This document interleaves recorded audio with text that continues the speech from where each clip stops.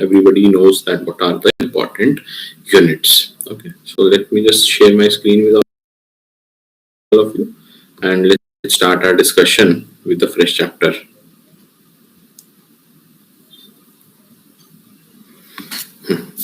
So module D, we are talking about the ethics in banks and financial institutions. Unit 51 and 52 we have completed. In unit number 51, we have seen the basics of ethics, like what ethics is and how it is related to the business, or for our examination related to the banking. After that, at individual level, how the ethics functions, what is the difference between the values and ethics, and how morality will come into play. Fine. All these topics we have covered. From today, we'll be starting the ethical dimensions, that is for the employees. A very small chapter, I would say. All these units are very, very small, 53, 54, 55. And when we talk about the overall number of classes which we will take for these, so 53 unit, I am assuming today we'll be covering that completely in one go. Work ethic and workplace, most probably you will be having one or two classes, one and a half class, I would say, not entirely two classes, so 1.5 hours of class. Then banking ethics, again changing dynamic, it might take 1 or 1.5 hour of class. So I can say within 2 or 3 more lectures we'll be able to conclude our module D syllabus. Okay, now let's move on to the topic of the day, that is ethical dimensions of employees. So when you talk about the ethical dimension of employees, it stems from one single aspect, a very crucial aspect indeed, that is what is the profit we are talking about. Whenever we say that ethical dimension of a particular employee, we want to have a discussion around this particular topic. It always stems from the profit, because employees also want profit. They are here working for your organization, and what is the prime motive for them? You are the owner of your organization, right? But as an employee, their motive is salary. Ultimately, we can categorize the salary into some kind of benefit they are drawing from working in your organization. And prolonged exposure to a profit beyond your salary, it will raise the questions of ethical dimensions for a particular employee. Right? So it all stems from the habit of becoming profitable from whatever you are doing. And here in our discussion, we are talking about employees who are doing what? They are working for an organization. So ethical dimensions of employees encompass the person, situation, interactions, what all the interactions are there related to a particular situation, how an individual behaves, how he or she reacts. Unethical tendency of employees for selfish motives. What are these selfish motives? We want to gain more, you can say, funds. We want the salary to be skyrocketing. We want to earn as much as possible. And for that, we can go towards any kind of unethical practice. Also, whenever there is a talk of ethical dimension, one important aspect always we discuss, that is role of managerial ethical leadership. How you will divert your unethical employees into the ethical zone again. What about your role? What about the role of the manager? How good a leader they are, so that the employees who are trapped in some unethical activities, they forego those activities and jump onto the ethical aspect of their job. Right? All these are the dimensions of ethics which we will be learning via this particular chapter. Then profit at any cost, as I was telling you, profit is the main criteria for any kind of dilemma, or for that matter, unethical practice. A capitalistic tendency leads to selfish behavior of adopting any means for short-term gains. When you want some short-term gains, you can have them, but via the unethical practices. Okay, always remember, whenever we talk about the big businesses, all those business who are not generational business, and we are saying that yes, they are making good profit within 1 month only. Some kind of unethical practice is ongoing, because in a short term you cannot have larger gains. So here it is written, it leads to the selfish behavior of adopting any means for short term gains. Only short term gains will be there. Nobody will be appreciating your unethical practices for a longer duration. In an attempt to accomplish performance and get incentives based on the traditional KPIs, key performance indicators, could be the root cause of unethical behavior. So not only, we are talking about not only the funds which are involved, the you can say money which is involved, that is the primary aim, that is the primary driver, but root cause can be, it can be what? The KPIs which will define your performance, and based on that performance you will get promotion, and based on your promotion your salary will increase. So the root cause can be a particular key performance indicator which you want to achieve, and while achieving that you do not think about the actions whether they are ethical or unethical, like mis-selling of products. So how we accomplish this type of unethical behavior, how we are knowingly or unknowingly entering into that unethical zone in our workplace. So first and foremost, it is the abuse of official position. You have certain position, you hold a certain position, because of which you are able to do such unethical activities. And the stage is set for you to do such activities. So you are abusing your official position. Example being bank employees, they go for personal travel and claims reimbursement of expenses as official travel.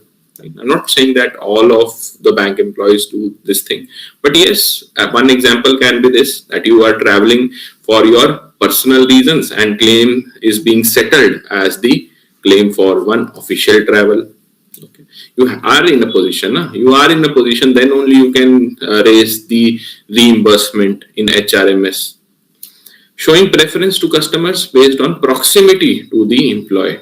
This is also abuse of official position, that you are having certain relatives visiting your branch for work and you prefer their work over the individuals who are standing in queue since 10 a.m. Again, you are doing what? You are showing the misuse of your official position. You are having one trait, that is abuse of official position attached with your work.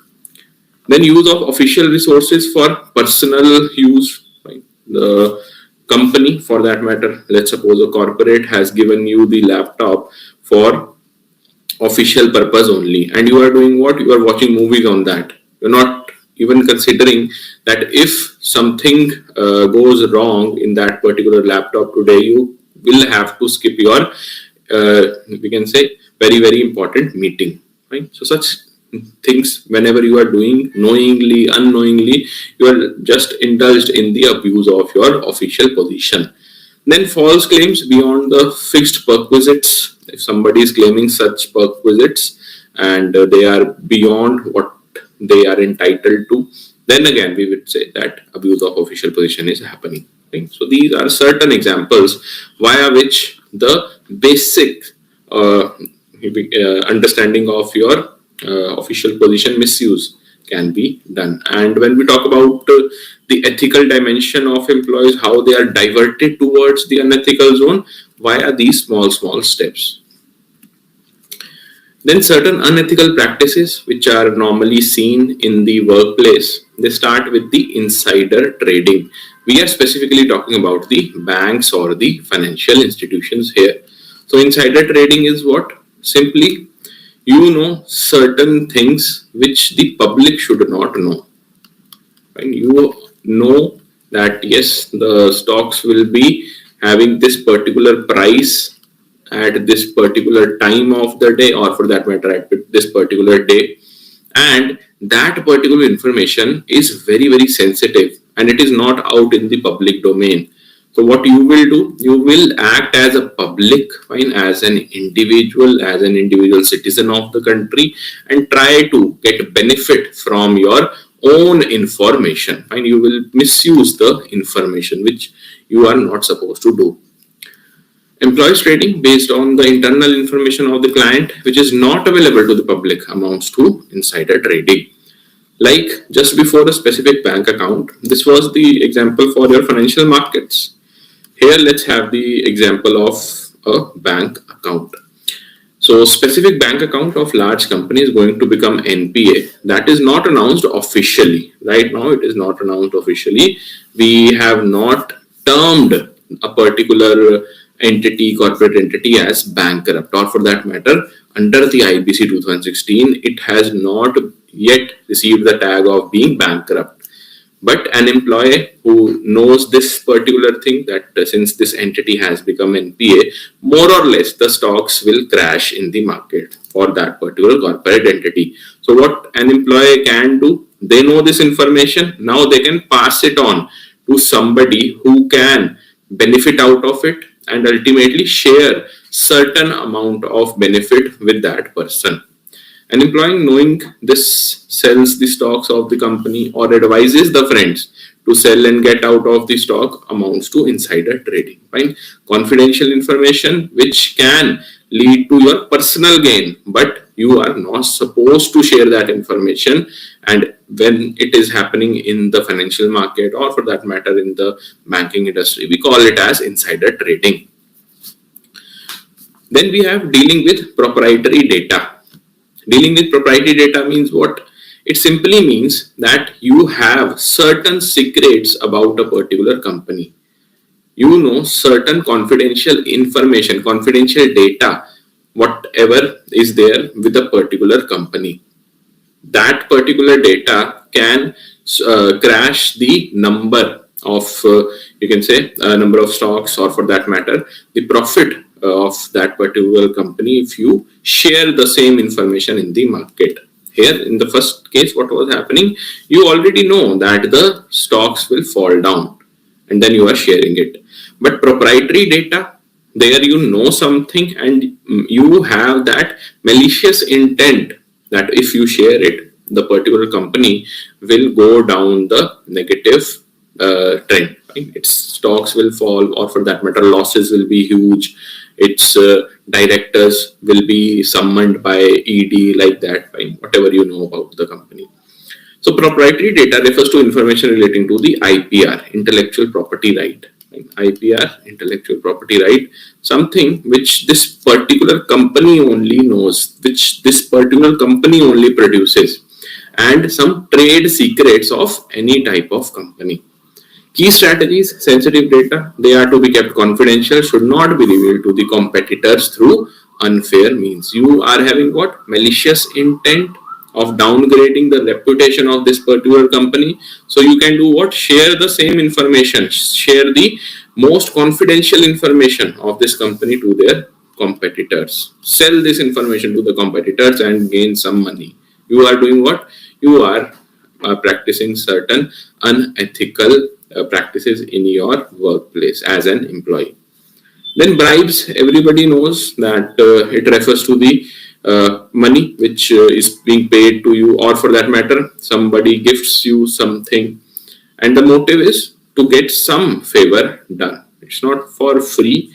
They expect something out of you, that if you give me this loan, let's suppose the loan is of 10 crore. If you sanction the loan of 10 crore, I will provide you 2 lakh. Or for that matter, I am giving you rupees 2 lakhs as Diwali gift, but I want you to give me the sanction letter. Okay. So bribe also again unethical practice which we normally see in the workplace, or they are being done by the employees. Insider trading, proprietary data breach, as well as bribes. These are some common practices which the employees are indulged under the unethical zone. Next, there are certain aspects which we must keep in mind while working, right? While working at our workplace as an employee. So obligations to the third party. In banks, specifically in the banks, we have certain obligations. Our customers, they rely on us. Whatever we are doing, what are actions are, ultimately they will impact our customers. So whenever we are outsourcing anything, let's suppose the ATM refill, and there are various agencies who refill the ATM on the bank's behalf, on the bank's branches behalf. And if you have outsourced such kind of activities, then it is your duty, right, that the particular ATM company, or for that matter ATM agency, is doing its level best to ensure that there is no cash deficit in this particular ATM. Fine.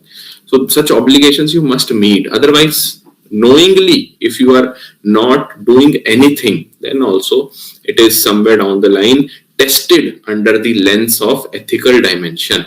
So when a bank outsources its functions to certain third parties, it needs to have clear, transparent contracts, agreements with all the term and conditions incorporated. Fine. Because ultimately the customers will suffer if anything goes wrong or the services are not provided timely.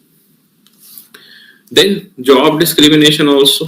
If your manager, or for that matter the regional manager, they are doing what? They are doing certain discrimination based on religion, caste, sex or race, then it is known as job discrimination. And differentiating the employees not on the basis of their performance, but on these bases, which are very rudimentary, very redundant in today's workplace. One needs to ensure proper HR practices and also employee conduct in interpersonal behaviors. So whenever we talk about the HR practices, the human resource policies, they must be very strict, so that such kind of discrimination won't happen. Even if it involves the regional head or the zonal officer, whosoever is sitting at the helm of your office, they should also be tested if anything wrong is being done on their part. Then sexual harassment, another fairly common, you can say, negative aspect, right? Negative aspect of any kind of policy, right? Official policy. A very negative, we can say, aspect whenever there is something bad happening in the office and it is related to sexual harassment, then sometimes we notice it, sometimes we ignore that, saying that it is fairly common. In some offices, it is fairly common, and people do such particular activities. Still, nobody cares about the posh, or for that matter, any kind of legislation or the regulation which this particular company has.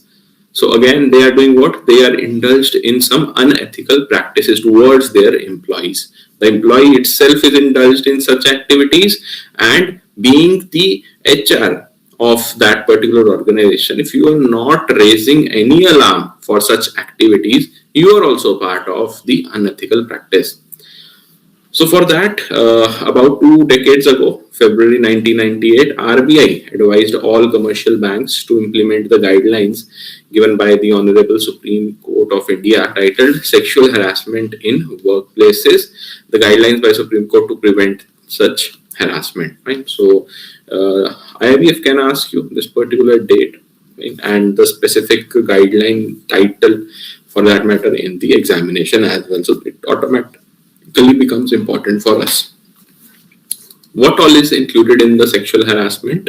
So it includes unwelcome sexually determined behavior, whether directly or by implication, whether you are directly indulged in this particular behavior, or for that matter, you are trying to indicate such kind of behavior like physical contact, demand or request of sexual favors, sexually colored remarks, showing pornography, any other unwelcome physical, verbal or non-verbal conduct of sexual nature. All these are what? These are the malefied intention activities, the activities done with malicious intent, and ultimately it hampers the integrity of the workplace as well. Not only a particular employee, but it defines the culture at your workplace. Next, we have managing the conflict of interest. Now we have seen what all unethical practices are there, or for that matter, what all actions are there which might be intended towards the unethical behavior. because everybody who is taking bribe, or for that matter doing insider trading, according to them it is fairly common. That is why I have used the word might. Now, managing the conflict of interests. First, we have seen that when you are holding a position, when you hold a particular office, then only you can exploit a particular situation. On the flip side of this, conflict of interest, when it arises, so simply let's start with the dictionary meaning.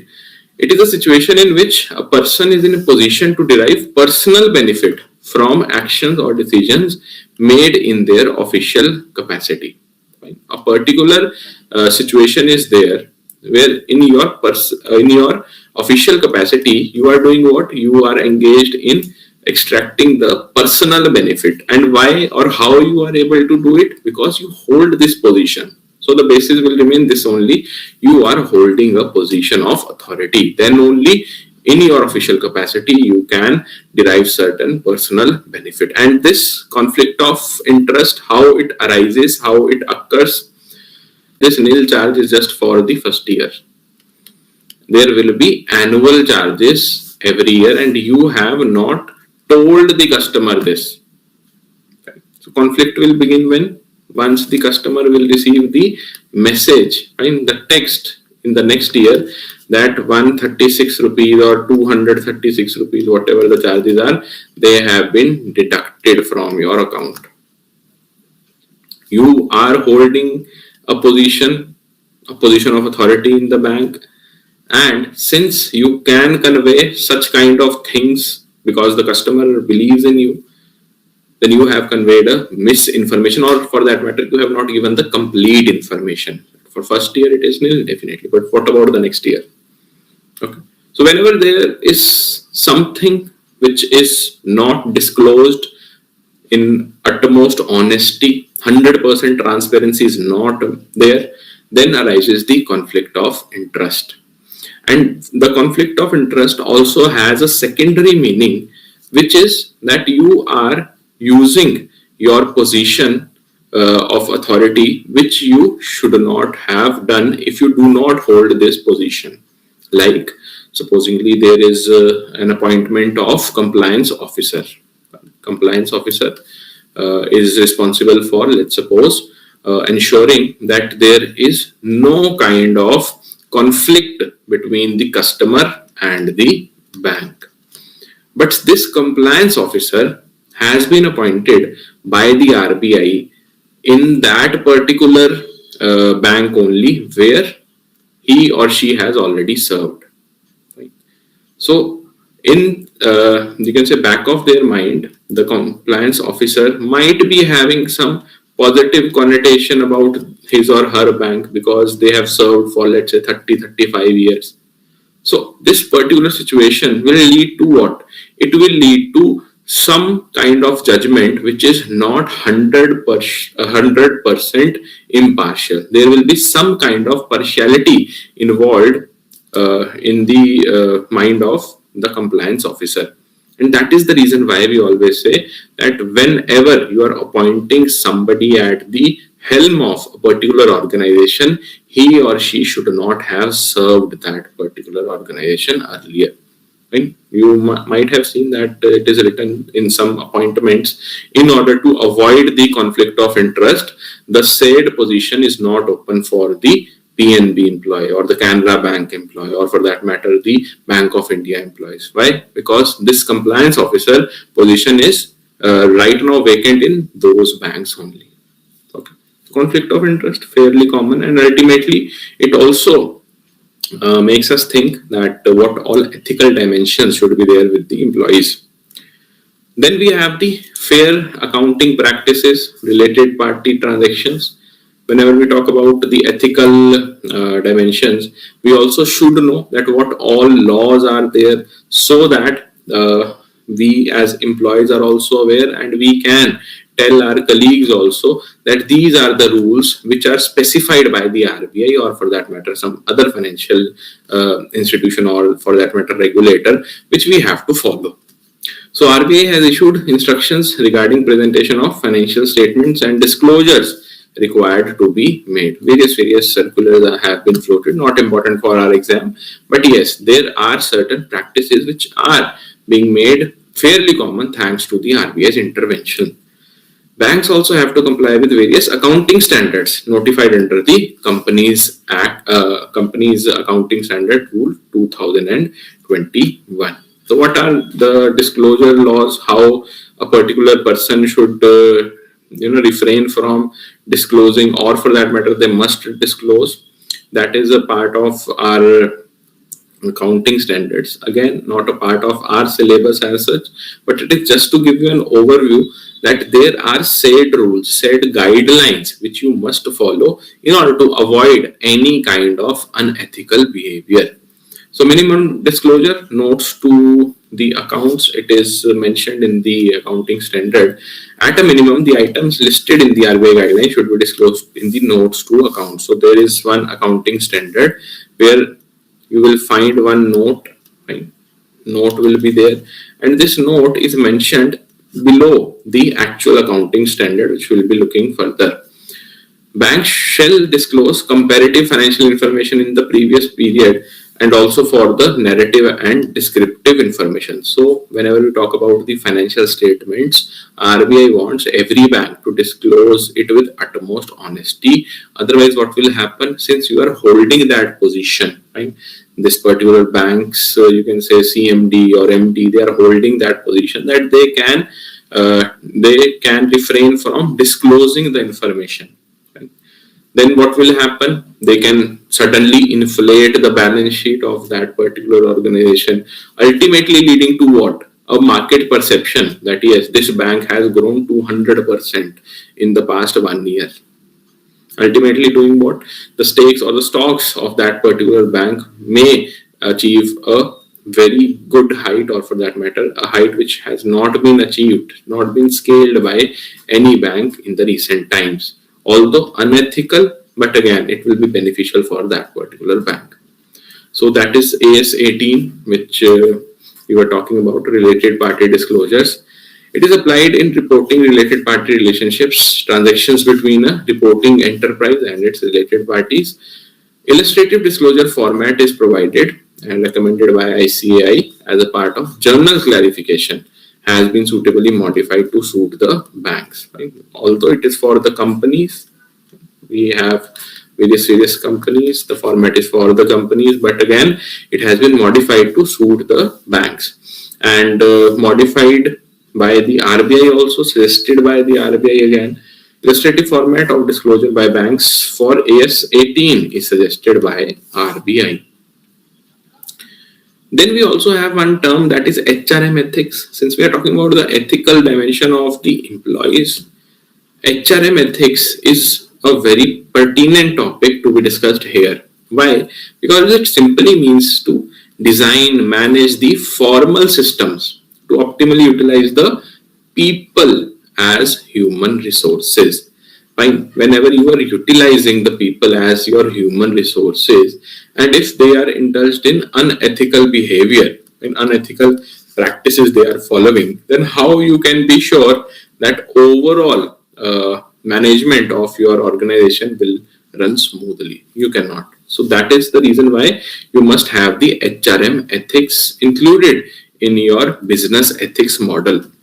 Unless the employees, they are satisfied with their working condition and the compensation, recognition, promotion, they are not fully motivated in performing their duties. That is the, you can say, stage one, which will ultimately propel or push the human resources or the individual people towards the bribe, or for that matter, dishonesty at its peak may arise because your working condition is poor, or for that matter, you are not compensated enough for what number of hours you are giving to the organization.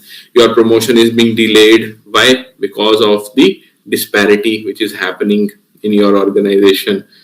Then recognition is not given to your hard work. All these are what? These are those examples via which demotivation will creep in the organization, and that we do not want. Okay, for that you should have HRM ethics.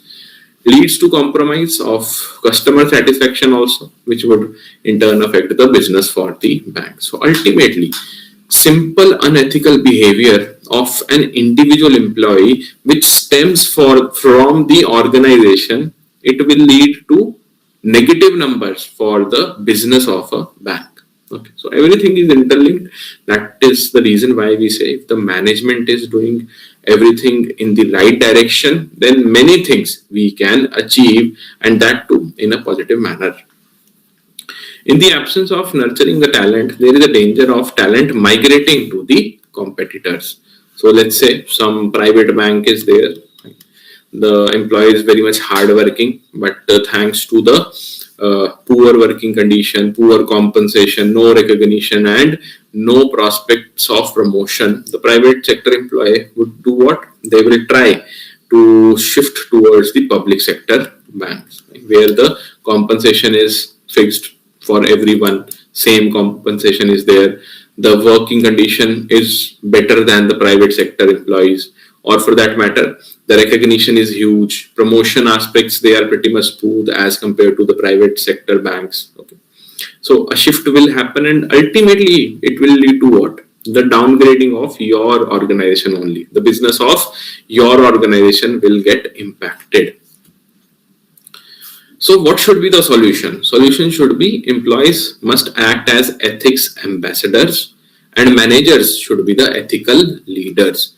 Managers should lead with the ethical practices. They must set some positive examples in front of all the employees. Then only employees will act as ethics ambassadors. Okay, it is not like that managers are not doing the leadership which they are supposed to do, but still the employees will be the flag bearer of ethics in an organization. This never happens. Ethical culture from senior leadership percolates down in the bank, right? So whatever the chairman says, ultimately the final verdict will be there in your branches as well, more or less. The senior leadership should convey the importance of ethics in a variety of ways, in such a manner as to reach every employee in the organization. So being a senior manager, being a senior management, being the senior management of your bank, what should be the course of action? You should reach out to every employee, whatever the concerns are there. They should be approachable, and they must set a tone at the top. The senior management should set a tone at the top, which will be reflected in the branches also. That is, that we must behave properly and our actions must be ethical in nature. No doubt should be there that whether we should do X thing over Y thing. Everything must be conveyed in a crisp and concise manner, aligned towards the ethical dimension. If senior manager talks about ethics regularly, also walks their talk without exception, they will develop reputation for their ethical leadership. Fine. So there is no favoritism happening, and the ethics, you can say values of your organization, it is reiterated time and again by the senior manager. It gives you a signal also that yes, you are doing your work and appreciation is there in the organization for whatever you are doing. Leading by the example, they shall become role model for the others. Right? Whenever the managers are leading by example, they are known as ethical leaders. And then employees in turn will also practice ethics in letter, because at the top the management signal is very much clear. Letter in spirit, and turn into ethics ambassadors in their own ways. Okay, so first the managers have to have the ethical leadership in their personality. Then only we will see employees as ethics ambassadors. So this also can be asked if IIBF feels that this particular question might confuse the student. So they can ask this, that who can be the ethical leaders and who can act as ethics ambassadors. Ambassadors, employees, leaders, definitely managers must be. Okay, so this was it for your this unit. Now we have 3 practice questions in front of us. Let's try to solve them one by one. Any doubt you have, you can ask me. Try to solve these questions. First question pertaining to insider trading. It refers to what? Employee making use of confidential information, passing on confidential information to relatives, friends, trading in stock market without informing the bank, or all of the above.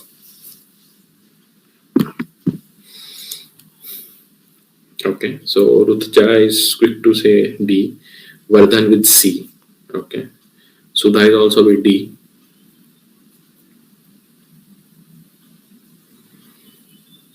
What about others? Girish with D. Okay. For second also D. Fine. A. Okay. See, first question is there to confuse all of you. Simply they are asking insider trading. We have seen the example of what? Stock market, and similar example for the bank as well. If you have only, gone through the example of stock market, then you would say that C is the right answer. But if you think much deeper around this particular concept, you will find that employees who are making use of confidential information, that is the basis of your insider trading. It will happen only when you have the confidential information, right? That is why A is also right. Passing on the confidential information to relatives or friends. Again, when we talk about the insider trading, you either directly are involved in the stock market trading, or for that matter, you are passing that particular information to somebody, be it relatives, friends, or your well-wishers. So all of the above will be the right answer. That is option D. Yes, D will be the right answer. Okay, so Sudha is saying that for second also D is the right answer. Okay, let's see. What about others? Second also D. Job discrimination means an employer being denied opportunity based on race or religion, caste, sex. That is all of the above, right? Again, D is the right answer here also. Good everyone. See, such kind of questions, they will ask you. Very simple questions are there, but yes, you must know each and every aspect. Bank employees are expected not to accept bribes while credit appraisals, loan disbursements, monitoring and recovery of loans, marketing of bank products and services. So here also, when we talk about the bribe, it should not be there in whatsoever form. Be it credit appraisal, no bribe should be there. Monitoring or the recovery of loans, again, no bribe must be involved. Marketing of banking products and services, again, no bribe must be taken. So right answer will be what? Option D. D is the right answer here as well. Right? Good everybody.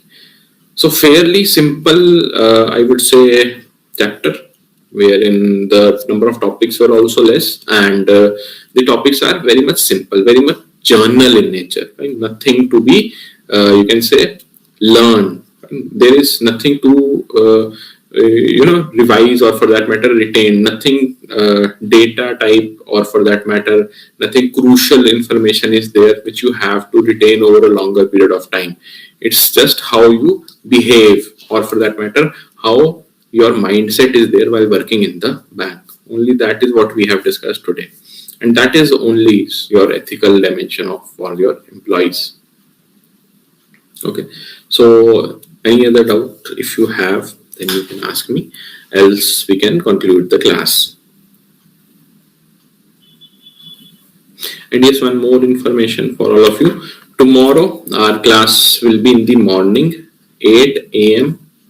That is the time for tomorrow's class, because from tomorrow evening I won't be available, and the next class, tomorrow's class, it will be on next Monday. Fine.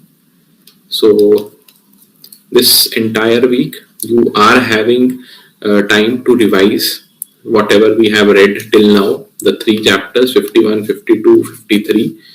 Try to revise all the 3, and alongside try to solve the MCQ, the mock test. Once we resume our class, I think we will be starting with banking ethics, or some part of work ethic and workplace. In the morning class tomorrow, we will finish off with the work ethic, Workplace, maybe there is a chance that we will be completing after the winter breaks. Questions were then from this particular topic, one or two question hardly, and that too of zero point 0.5 mark. That's it. Okay. Any other doubt?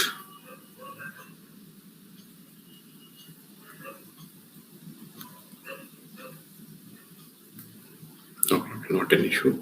An issue.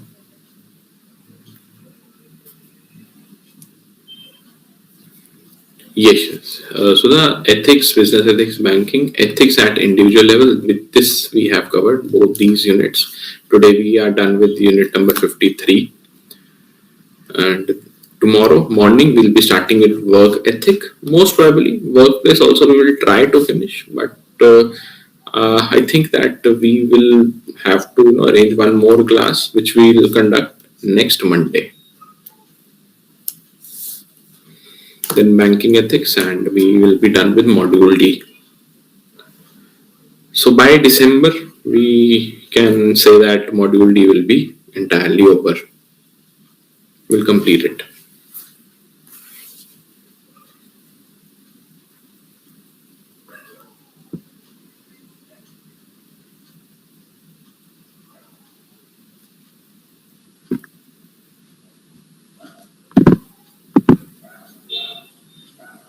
I think Sudha, you are from Momentum batch, right?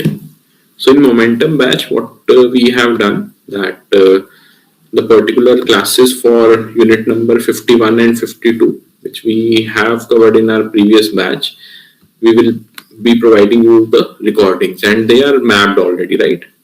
If you see your portal, the recordings are available for both the units.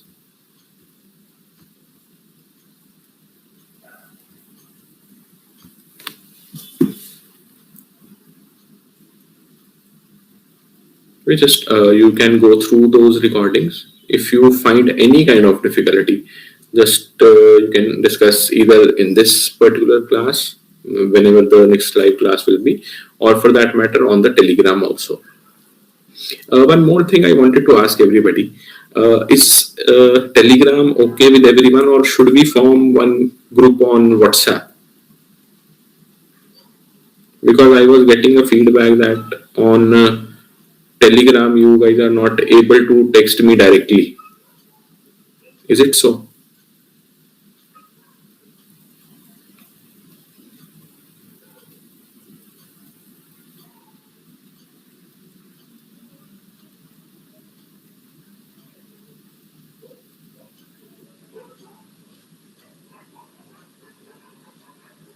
Okay, okay.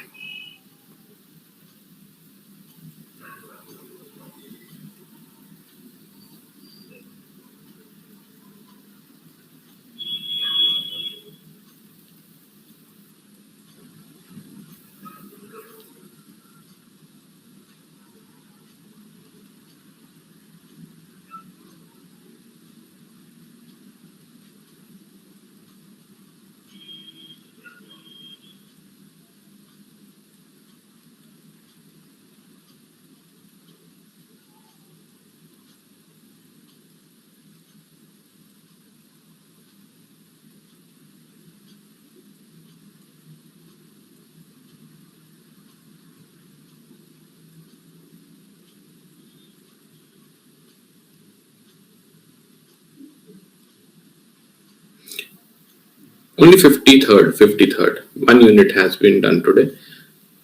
The smallest of all the units in module D.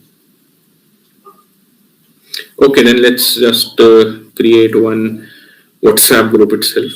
Let me just add all of you. Just wait for a while. Let me share the link here only.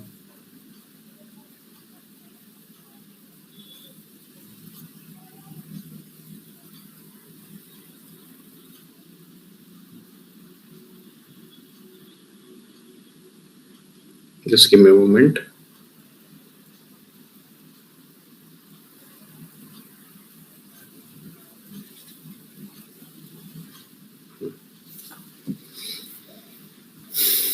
Okay, all you guys have to do is just send a request here, and I'll be adding all of you as soon as possible, so that the communication you can make uh, with ease. Okay.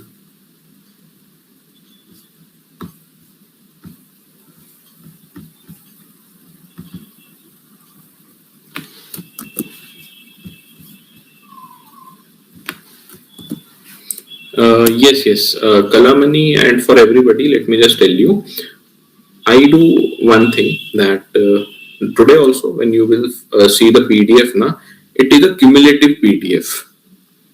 So, like today's lecture, it was for unit number 53rd.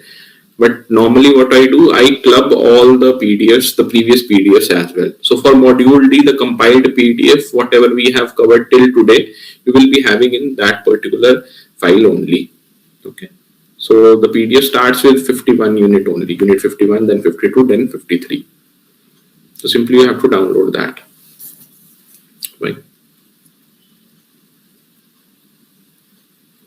Yes, I have approved the requests.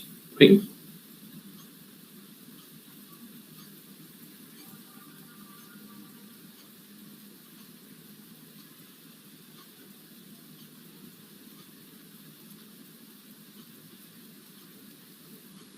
Okay, fine.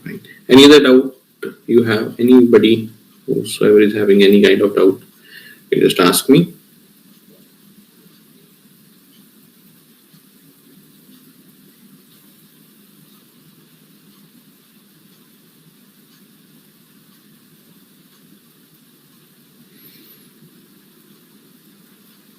Fine.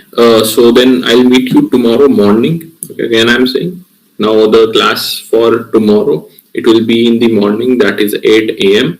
And after tomorrow's class, the classes will be conducted after the winter breaks. So I'll take the class on next Monday. I think it is 29th. Yes, on 29th, the next class will happen after tomorrow. 23rd morning you are having class, then 29th, this time only you will be having the class, that is 9 to 10.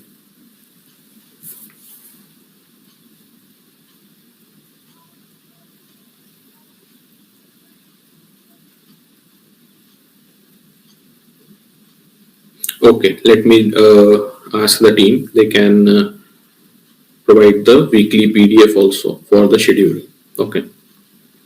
How to cover 51 and 52? Mahesh, just do one thing. Download the PDF which is attached to this particular class only, and go through that particular PDF. If you find any difficulty, just ping me.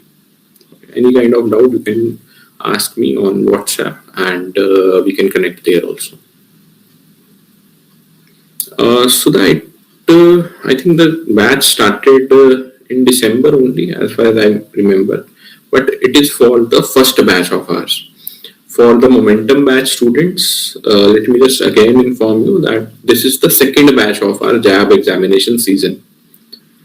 So in the first batch, we are done with the two modules, with the two units. Now from the momentum batch, we have merged all the batches and started with unit number 53. No, not 19th. 19th was the orientation class. And it was arranged only for the momentum batch students. Same, timings are same. No difference in the Mahapak and your regular batch. The timings are same. Offerings are different, but timings are same.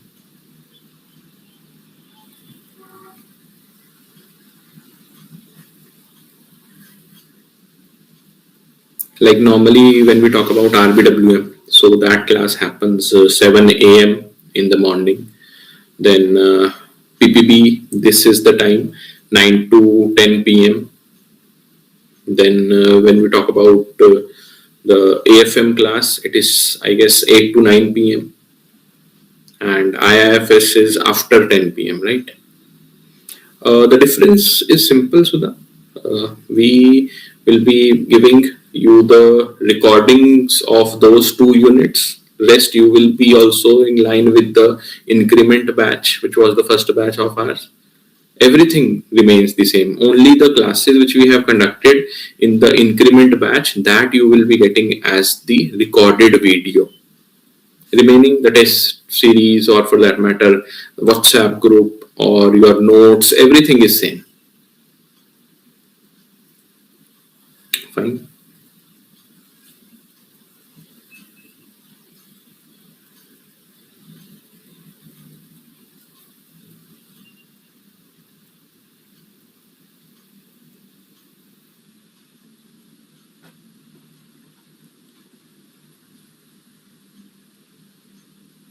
Okay, not an issue. So thank you everybody. If you have any kind of doubt, feel free to ask me on the WhatsApp also. So we'll see you tomorrow in the morning with the class. Till then, goodbye everybody. Take care and keep on revising whatever you have studied.